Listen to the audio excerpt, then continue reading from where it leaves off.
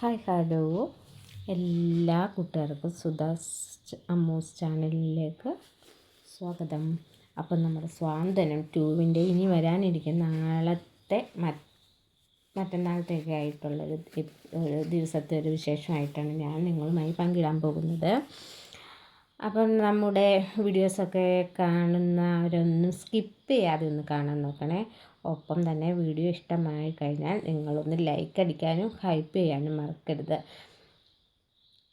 നമ്മുടെ ചാനൽ ആദ്യമായിട്ടൊക്കെ കാണുന്നെങ്കിൽ ഒന്ന് സബ്സ്ക്രൈബ് ചെയ്ത് വെച്ചോളൂ. അങ്ങനെ നമ്മുടെ കൃഷ്ണമംഗലത്ത് പൊടിപൂരം കേട്ടോ. എന്താണെന്ന് വെച്ചാൽ കാര്യങ്ങളൊക്കെ ആയിട്ട് അച്യുതനും അലോകനും ആനന്ദനും ഒക്കെ ഭയങ്കര ടെൻഷനായിട്ട് നിൽക്കുകയാണ്. കാരണം വിജിലൻസ് വന്ന് ഇത്രയും രൂപയൊക്കെ കൊണ്ടുപോയില്ലേ, അതിൻ്റെയൊക്കെ ആകെയുള്ള ഒരു ടെൻഷൻ അടിച്ച് നിൽക്കുകയാണ്. അപ്പോൾ ഈ സമയത്ത് നമ്മുടെ അച്യുതൻ പറയുന്നുണ്ട് നമ്മുടെ അലോകിൻ്റെ അടുത്ത്, എടാ ഇതിൻ്റെ പിന്നിൽ ആരായിരിക്കും? ഇനി നമ്മുടെ അനുശ്രീ എങ്ങാനും ആണോ? എനിക്ക് ചെറിയൊരു സംശയമുണ്ട്. അപ്പോൾ അലോക് മനസ്സിൽ പറയുന്നുണ്ട്, എനിക്ക് സംശയമുണ്ട് ഉണ്ടച്ചാ എന്ന രീതിയിൽ. എന്നിട്ട് അലോക് പറയുന്നുണ്ട്, എന്തായാലും ഞാൻ നോക്കിക്കോളാം അച്ഛാ, അവളുടെ കാര്യം ഞാൻ ശ്രദ്ധിച്ചോളാം എന്ന് പറയുന്നുണ്ട്. കാരണം പുറത്ത് നിന്ന് മറ്റാരുമില്ല. പിന്നെ ഇത് എങ്ങനെ പുറത്തറിഞ്ഞു? നമ്മുടെ വീട്ടുകാരല്ലാണ്ട് ഇപ്പോൾ പുറത്തു നിന്നുള്ളത് അനു മാത്രമേ ഉള്ളൂ. ആദ്യമായിട്ടാണ് നമുക്ക് ഇങ്ങനെ ഒരവസ്ഥ വരുന്നത് എന്നങ്ങനെ പറയുക. അപ്പോൾ അച്യുതൻ പറഞ്ഞു, നീ ഒരു കാര്യം ചെയ്യും, നീ വലിയ ബഹളമോ ഒച്ചപ്പാടോ ഒന്നും വെക്കണ്ട. ഒരു ചെറിയൊരു കണ്ണ്, അതായത് ഒരു ഡൗട്ട് നീ അവളിൽ എപ്പോഴും കൊടുത്തോണം, ഒന്ന് ശ്രദ്ധിച്ചേരെ എന്ന രീതിയിൽ നമ്മുടെ അച്യുതൻ പറഞ്ഞ അലോകിൻ്റെ അടുത്ത് മനസ്സിലാക്കി കൊടുക്കുകയാണ്. അങ്ങനെ അലോക് നേരെ റൂമിലോട്ട് വരും കേട്ടോ. അപ്പോൾ അനുശ്രീ ഇതൊന്നും അറിയാത്ത മട്ടിൽ ഇങ്ങനെ ഇരിക്കുകയാണ് കേട്ടോ. അപ്പോൾ അലോക് ചോദിക്കും, അല്ല ഇവിടെ റെയ്ഡും കാര്യങ്ങളൊക്കെ നടന്നിട്ട് നീ വല്ലതും അറിഞ്ഞോ? അപ്പോൾ അനുശ്രീ പറഞ്ഞു, എന്തേ, ഞാൻ ഇവിടെ നിന്നുള്ള ആളല്ലേ, ഞാൻ അറിയാതെ. അപ്പോൾ പറയൂ, നീ ആണോ അതിൻ്റെ പിന്നിലെന്ന് എനിക്കൊരു സംശയമുണ്ട്. നീ എൻ്റെ കൂടെയുള്ള ദേഷ്യം എൻ്റെ വീട്ടുകാരോട് നീ തീർക്കും എന്ന രീതിയൊക്കെ പറഞ്ഞു. അപ്പോഴേക്കും നമ്മുടെ അനുശ്രീ പറഞ്ഞു, അല്ല അലോക്, എന്താ ഉദ്ദേശിക്കുന്ന കാര്യം ഒന്ന് വ്യക്തമായിട്ട് പറയൂ. അപ്പോഴേക്കും അലോക് പറഞ്ഞു, എനിക്ക് നല്ല സംശയമുണ്ട്, നീ തന്നെയാണോ ഇതിൻ്റെ പിന്നിലെന്ന്. ഈ വീട്ടിൽ മറ്റാർക്കും അറിയില്ല, നിനക്കറിയാം ഈ വീട്ടിൽ എങ്ങനെയുള്ള കാര്യങ്ങളൊക്കെ. ഇപ്പോൾ ഒരു പ്രോപ്പർട്ടി വാങ്ങുന്നതിനെക്കുറിച്ചും എന്തൊക്കെയുള്ള കാര്യങ്ങൾ നീ മനസ്സിലാക്കിയതാണ്. അപ്പോൾ നീ തന്നെ എന്നോടുള്ള ദേഷ്യം കൊണ്ട് എൻ്റെ കുടുംബത്തെ മൊത്തം ചതിച്ചു എന്ന രീതി പറയാം. അപ്പോഴേക്കും അനു അങ്ങോട്ട് ചാടി എഴുന്നേറ്റ്, അലോകെ എന്താ ഉദ്ദേശത്തിലാണ് അത് പറഞ്ഞത് എന്തൊക്കെ പറഞ്ഞിട്ട് അപ്പോഴേക്കും അലോക് നേരെ അനുവിൻ്റെ കഴുത്തിന് അങ്ങ് ചേർത്തങ്ങ് കുത്തിപ്പിടിക്കട്ടോ. ഞാൻ ഒരു കാര്യം പറഞ്ഞേക്കാം, നിൻ്റെ ദേഷ്യം ഇതൊക്കെ നിൻ്റെ ദേവമംഗലത്ത് മതി, ഇത് എൻ്റെ കൃഷ്ണമംഗലം കുടുംബ കയറി നീ വിളയാടാൻ നിന്നുണ്ടല്ലോ, തീർത്തു കളയും എന്ന് പറഞ്ഞുകൊണ്ട് അനുവിൻ്റെ കഴുത്തിൽ നെക്കി പിടിക്കട്ടെ.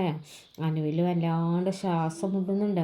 അനു പറയുന്നുണ്ട്, അലോകെ എൻ്റെ കഴുത്തിൽ നിന്ന് വിട്, എനിക്ക് വേദനിക്കുന്നു, എനിക്ക് ശ്വാസം മുട്ടുന്നുണ്ട് എന്നൊക്കെ പറയണം. ആര് കേൾക്കാം? അപ്പോഴേക്കും അനു എങ്ങനെയൊക്കെയോ കുതറി മാറണം.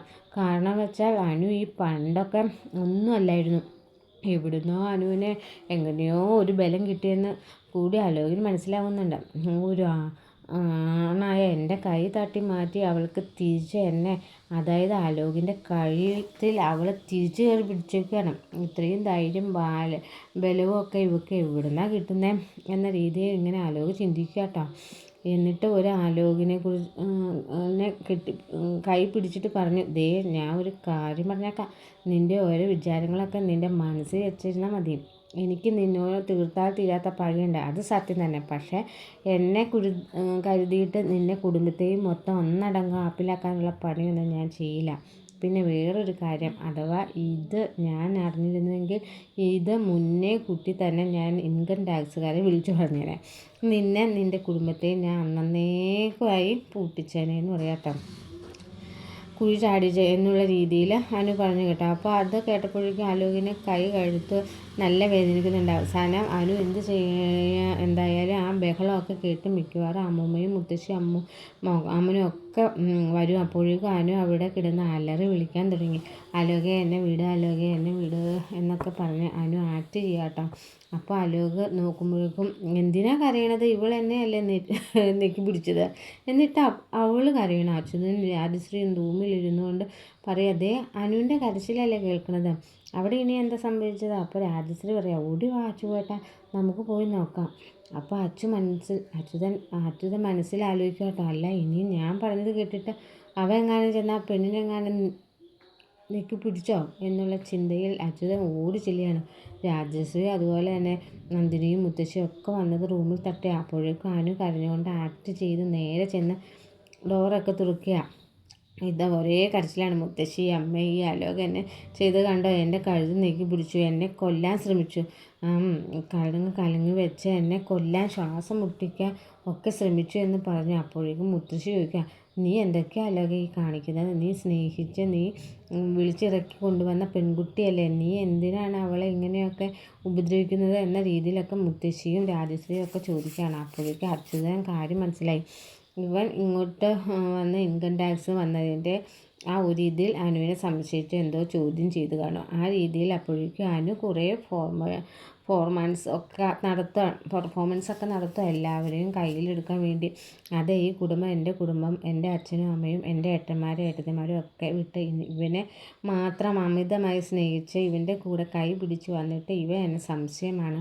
ആ ഇൻകം ടാക്സുകാരെ വിളിച്ചു പറഞ്ഞത് ഈ കുടുംബത്തിൻ്റെ ഈ കുഴിയിൽ ചാടിച്ചത് ഞാനാണെന്ന് അലോക് പറയാം. മുത്തശ്ശി കേട്ടോ ഇത്? അപ്പോഴേക്കും രാജശ്രീ ചോദിച്ചു, നീ എന്തൊക്കെയാണ് ഈ പറയുന്നത്? അപ്പോൾ നന്ദിനി വഴക്ക് പറയണം അലോകിനെ. അലോക, നീ എന്താ ഈ കാണിക്കുന്നത്? ആ കുട്ടി ഇവിടെ വന്നല്ലോ, അവൾക്ക് ഇതൊക്കെ അറിയുമോ? അപ്പോഴേക്കും അനു അടുത്ത ഡയലോഗ് അടിച്ച് മാസ് ഡയലോഗ് പറയാട്ടോ, അടിക്കുകയാണ്. കാര്യം മറ്റുള്ളവർ കുറ്റക്കാരി അല്ലെന്നും പിന്നെ ഒരു ഇമ്പ്രഷൻ കിട്ടാനും ഡയലോഗുകൾ അങ്ങനെ അനു ആഞ്ഞടിക്കുകയാണ് കേട്ടോ. അനു എന്നിട്ട് പറയുന്നുണ്ട്, അവൻ നിങ്ങൾക്ക് വേണമെങ്കിൽ എൻ്റെ ഫോൺ വേണമെങ്കിൽ നിങ്ങൾക്ക് പരിശോധിക്കാം. അച്ചുമാമ അറിയില്ലേ ഞാൻ ഈ കുടുംബത്തിന് വേണ്ടിയിട്ട് എന്തെങ്കിലും ദ്രോഹം ചെയ്യുമോ? ഇത് എൻ്റെയും കുടുംബം അല്ലേ? അലോകിൻ്റെ കുടുംബം അല്ലെങ്കിൽ അലോകിൻ്റെ അച്ഛൻ, അമ്മ, മുത്തശ്ശി ഇതൊക്കെ എൻ്റെയും കൂടെ അല്ലേ? നിങ്ങൾ എന്തിനാണ് എന്നെ സംശയിക്കുന്നത്? അയ്യോ മോളെ, ഞങ്ങൾ അങ്ങനെ സംശയിച്ചില്ല, ഇവൻ മണ്ടത്തരം എന്തെങ്കിലും പറഞ്ഞു എന്ന് വെച്ചിട്ട് മോൾ കരയില്ലേ എന്നൊക്കെ അച്യുതൻ പറയുന്നുണ്ട്. എൻ്റെ അച്ചുമാമ എൻ്റെ മൊബൈൽ നോക്ക്, ഞാൻ ആരെയെങ്കിലും വിളിച്ചിട്ടുണ്ടോ? എനിക്ക് ഈ ഒരു മൊബൈൽ മാത്രമേ ഉള്ളൂ. അങ്ങനെ അലോക് അനുവിൻ്റെ ആ മൊബൈൽ മേടിച്ചിട്ട് അനു ആരെയെങ്കിലും കോൾ ചെയ്തിട്ടുണ്ടായിരുന്നു ഉള്ളത് ചെക്ക് ചെയ്യുക. ആ സമയം അലോക് നോക്കിയപ്പോൾ ഇന്നേ ദിവസം തന്നെ ആരെയും വിളിച്ചിട്ടില്ല. പിന്നെ ഇനി ആ ഒരു നമ്പർ എന്തെങ്കിലും ഡിലീറ്റ് ചെയ്തോ എന്നുള്ള അറിയാം. കോൾ ഹിസ്റ്ററി കാര്യങ്ങളൊക്കെ എടുത്ത് ചെക്ക് ചെയ്തപ്പോൾ അങ്ങനെ ഒരു കോളും തന്നെ അലോക് ശ്രദ്ധയിൽപ്പെട്ടതുമില്ല കേട്ടോ. സമാധാനമായി. എന്നിട്ട് എന്തിനാ എന്നെ ഇങ്ങനെ സംശയിച്ചത്? എൻ്റെ സ്നേഹം പവിത്രമാണ് എന്നുള്ള അലോകിന് ഇപ്പോഴും മനസ്സിലായിട്ടില്ല. ഞാൻ എന്ത് ചെയ്യണം മുത്തശ്ശി എന്നൊക്കെ പറഞ്ഞ് അനു ഒരേ കരച്ചിലാട്ടോ. പക്ഷെ അനുവിൻ്റെ കരച്ചിൽ കണ്ടപ്പോൾ എല്ലാവരും അലോകിനെ അപ്പോഴേ വഴക്ക് പറയാം. അപ്പോൾ അഭിനയം കണ്ടില്ലേ, എനിക്ക് അറിഞ്ഞില്ലാത്തല്ലോടി എന്തൊക്കെ പറയും. എന്നിട്ട് അനു പതുക്കെ ഒരു നമ്പർ കൂടി കൊടുക്കുകയാണ്. നിങ്ങൾ ഈ പ്രോപ്പർട്ടി മേടിക്കാൻ പോണ കാര്യം, പൈസ എണ്ണിയ കാര്യം ഒന്നും ഞാൻ അറിഞ്ഞില്ല. പിന്നെ ഇവിടെ ഞാൻ മാത്രമല്ല, ഇന്ന ദിവസം ഇവിടെ സുകന്യയെടുത്തി വന്നിട്ടുണ്ടല്ലോ, അപ്പോൾ സുകന്യയെടുത്തിയെ നിങ്ങൾക്ക് സംശയിക്കാമായില്ലേ എന്ന് ചോദിച്ചു. അപ്പോഴാണ് അച്യുതൻ അലോകിൻ്റെ മനസ്സിൽ സുകന്യയുടെ കാര്യം കടന്നു ചെന്നത്. കാര്യം അന്വേഷിച്ചാൽ അവരെ ആ ക്യാഷ് എണ്ണിക്കൊണ്ടിരിക്കുമ്പോൾ അതേ സമയത്താണ് സുകന്യ കടന്നു വന്നത്. അങ്ങനെ സുകന്യ വന്ന സമയം അച്യുതൻ ഒരു കെട്ട് നോട്ട് എടുത്ത് സുകന്യയെ ഇങ്ങനെ നോക്കിക്കൊണ്ട് വന്നു. അന്താളിച്ചു നിന്ന്, ഇത്രയും പോണോ, ഇത് എവിടുന്നാ പണം, ഇത് എവിടുന്നാ നിങ്ങൾക്ക് ഇത്രയും പണം എന്നൊക്കെ ഈ സുകന്യ ചോദിച്ചത്. അച്യുതൻ ആ പൈസ ഇങ്ങ് തിരിച്ച് മേടിച്ചത് വെക്കുന്നതൊക്കെ അച്യുതൻ ഓർക്കുക കേട്ടോ. അപ്പോൾ അലോകിൻ്റെ ഉള്ളിലൊരു തോന്നൽ വരെയാണ്, ഇനിയിപ്പോൾ സുകന്യയിടത്ത് തന്നെ ആയിരിക്കുമോ എന്നുള്ള ചിന്ത. നിങ്ങൾക്ക് സംശയിക്കണമെങ്കിൽ അപ്പോൾ സുകന്യയിടത്തെ സംശയിക്കാൻ പാടില്ലേ? ഞാൻ ഇതൊന്നും അറിയാത്ത ഒരു പാവം പോലെ ഇവിടെ ഇരുന്ന് എന്നെ സംശയിക്കണം. അലോക് എന്തൊക്കെയോ എത്രമാത്രം എന്നെ വേദനിപ്പിച്ചു എന്നറിയോ മുത്തശ്ശി എന്നൊക്കെ പറഞ്ഞിട്ട് അനു മാസ് ഡയലോഗ് കരച്ചിലും കേട്ടോ. ആ സമയത്താണ് നമ്മുടെ അച്ഛൻ പറയുന്നത്, രാജശ്രീ നീ ആ സുകന്യനെ ഒന്ന് ഇവിടം വരാൻ പറഞ്ഞേ, അവളുടെ അടുത്ത് ഒരു വാക്ക് ചോദിക്കണമല്ലോ, തിണ്ടിത്തരം ചെയ്തോന്ന്. അങ്ങനെ രാജശ്രീ സുകന്യയെ വിളിക്കുന്നു. എന്നിട്ട് രാജശ്രീ അച്യുതൻ്റെ അടുത്ത് പറയുന്നുണ്ട്, അല്ല അച്യുതേട്ടാ, സുകന്യ അങ്ങനെ ചെയ്യുമോ? അവളെ അങ്ങനത്തെ കാര്യങ്ങളൊന്നും, അവൾ നമ്മുടെ കുടുംബത്തിലുള്ളതല്ലേ, അങ്ങനെ ചെയ്യുമോ എന്നൊക്കെ ചോദിക്കുന്നുണ്ട്. അപ്പോൾ അച്യുതൻ പറയുന്നു, നീ എൻ്റെ അടുത്ത് വിളിക്കാനല്ലേ പറഞ്ഞത്? അങ്ങനെ സുകന്യ കൃഷ്ണമംഗലത്തേക്ക് വിളിച്ചെടുത്തതാണ്. അപ്പോൾ സുകന്യ വന്നു കഴിഞ്ഞപ്പോഴേക്കും അച്യുതൻ ചോദിച്ചു, അതെ, നീ ഇന്ന് ഇൻകം ടാക്സിനോ മറ്റോ വിളിച്ചിരുന്നോ എന്നൊക്കെ ചോദിക്കുകയാണ്. ഇൻകം ടാക്സിനോ? എന്തിന് എന്നൊക്കെ ഇങ്ങനെ സുകന്യ ചോദിക്കാം. അപ്പോൾ കാരണം ഈ നമ്മുടെ അനു പറഞ്ഞു വെച്ച സുകന്യയുടെയും സ്വഭാവം ദേവമംഗലത്തും സുകന്യയുടെയും ഇങ്ങനെയൊക്കെ ചില സ്വഭാവങ്ങളുണ്ട്, മറ്റുള്ളവരെ വേദനിപ്പിക്കുന്നത്. പിന്നെ പണം എന്ന് പറഞ്ഞ സുകന്യയുടെ മരിക്കും എന്നൊക്കെ ഉള്ള ഇങ്ങനെ പറയുന്നുണ്ട് കേട്ടോ. അപ്പോൾ അതൊക്കെ വെച്ചിട്ട് അച്യുതൻ ക്വസ്റ്റ്യൻ ചെയ്യുകയാണ്. അപ്പോൾ സുകന്യ പറഞ്ഞു, ഞാൻ ആരെയും വിളിച്ചിട്ടൊന്നുമില്ല, നിൻ്റെ മൊബൈലൊന്ന് ഓണാക്കി തന്നേ എന്ന് പറഞ്ഞു. അങ്ങനെ സുകന്യയുടെ മൊബൈൽ ഓണാക്കി കൊടുത്തിട്ട് അച്യുതൻ ആ മൊബൈൽ നേരെ നമ്മുടെ അലോകിൻ്റെ കയ്യിൽ കൊടുക്കുകയാണ്. അങ്ങനെ ആ മൊബൈൽ ചെക്ക് ചെയ്തുകൊണ്ടിരിക്കുമ്പോൾ നമ്മുടെ ഇൻകം ടാക്സിലുള്ള ഒരു കോള് പോയിരിക്കുകയാണ്. അപ്പോൾ അലോക് അപ്പോൾ തന്നെ പറയുക, അച്ഛാ അതെ, ഇവരുടെ ഫോണിൽ ഇൻകം ടാക്സിൽ വിളിച്ചിരിക്കുന്ന കോൾ പോയിട്ടുണ്ട് എന്ന് പറയുകയാണ്. അപ്പോഴേക്കും സുകന്യ ചോദിക്കുന്നുണ്ട്, ഇൻകം ടാക്സോ? ഞാൻ എന്തിനാണ് വിളിക്കണേ, എന്ത് കാര്യത്തിന്? കാരണം സുകന്യ ഇതൊന്നും അറിഞ്ഞില്ല, മനസ്സാ വാച അറിയാത്ത കാര്യങ്ങളല്ലേ. അപ്പോഴേക്കും നമ്മുടെ അനു മനസ്സിൽ ഇങ്ങനെ ആലോചിക്കുകയാണ്. അതായത് സുകന്യ ഇവിടെ വന്ന സമയത്ത് സുകന്യയുടെ പോലും അറിയാണ്ട് ആ മൊബൈൽ അടിച്ചു മാറ്റി അനു ഇൻകം ടാക്സിലോട്ട് വിളിച്ച കാര്യങ്ങളൊക്കെ അനു ഇങ്ങനെ മനസ്സിൽ ആലോചിക്കുകയാണ്. അപ്പോഴേക്കും അച്യുതൻ അങ്ങോട്ട് ദേഷ്യം വന്ന് അച്യുതൻ ആ സുകന്യയെ പിടിച്ച് ഫ്രണ്ടിൽ നിർത്തിയിട്ട് പറയാം, നിൻ്റെ കുടുംബമല്ലേ, ധർമ്മൻ നിൻ്റെ ഭർത്താവല്ലേ, ഈ കുടുംബത്തിന് ഒറ്റ കൊടുത്തിട്ട് വേണോടി നിനക്ക് പൈസ സമ്പാദിക്കാൻ? അല്ലെങ്കിൽ നീ കുടുംബത്തെ നാണം കെടുത്തിയിട്ടാണോ നീ ഓരോന്നും ചെയ്യുന്നത് എന്നൊക്കെ പറഞ്ഞ് അച്യുതൻ ഒരൊറ്റ അടിയാണ് സുകന്യക്ക് ഇട്ടു കവിളത്ത് കൊടുക്കുകയാണ്. സുകന്യ അന്താളിച്ച് കിളി പോയി എനിക്ക് ഇങ്ങനെ നിൽക്കുക കേട്ടോ. കാരണം സുകന്യ ഇതൊന്നും അറിഞ്ഞിട്ടില്ല. അപ്പോഴേക്കും അനു കരഞ്ഞുകൊണ്ട് പറയുന്നുണ്ട്, കണ്ടില്ലേ സുകന്യയെടുത്ത് എന്തോ തെറ്റ് ചെയ്തിട്ട് എന്നെയും ആലോകിനെയും സംശയിച്ചു, ഞാൻ എന്ത് ചെയ്തിട്ടാണ് എന്നൊക്കെ പറയുന്നത്. അപ്പോഴേക്കും അലോകിനും അച്യുതനൊക്കെ ഒരു കുറ്റബോധം. കാരണം ആ കുട്ടി അനു ഒന്നും അറിഞ്ഞിട്ടില്ല, എന്നിട്ട് സംശയിച്ചത് വെറുതെ.